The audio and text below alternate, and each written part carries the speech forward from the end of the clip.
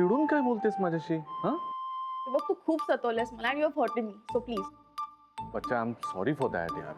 आता तुला माहिती आहे ना काय काय झालं होतं.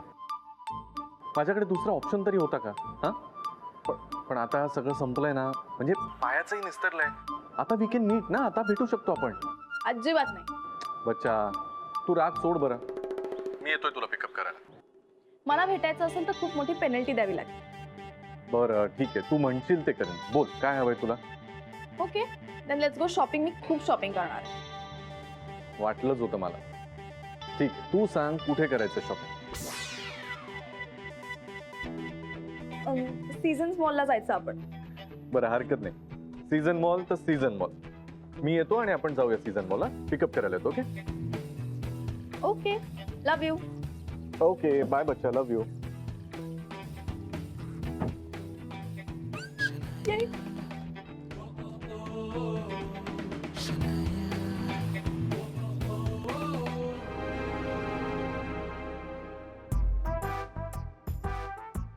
सीझन मॉल काय?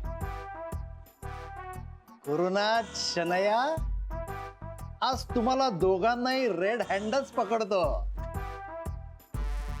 रिक्षा. आई आणि काय करूया जेवायला? मिसळ वडे करते का? वटपौर्णिमेच्या राहूनच गेले पाय. त्या दिवशी सगळंच विचित्र झालं नाही.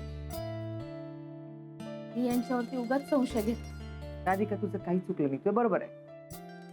पण एक आई म्हणून मला असं वाटते आपला पूर्वचा सुधारत चाललाय. आता आपण सगळ्या घरच्याईनीच त्याला सांभाळून घ्यायला पाहिजे का नको? सारखं सारखं त्या मागे लागणं बरं नाही, नाही का? हा नाही पण आता काल समीदा उतरली नसती ना टॅक्सीतनं तर मला संशय आलाच नसता. तू बोलली का तीच? नाही ना, राहून गेलं ना. तिला विचारलं पाहिजे आई कशी आहे म्हणून.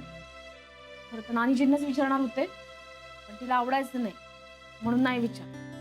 बरं आहेस का ग? हा या या